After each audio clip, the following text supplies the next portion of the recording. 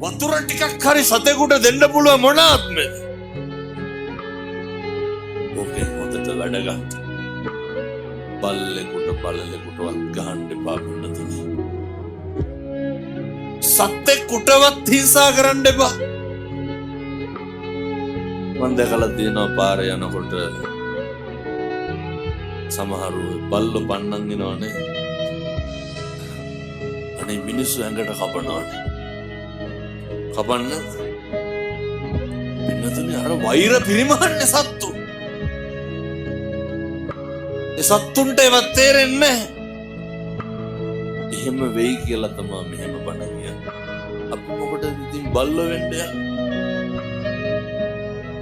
ඒ සත්තුන්ගේ ආත්මේ මුදව ගන්න.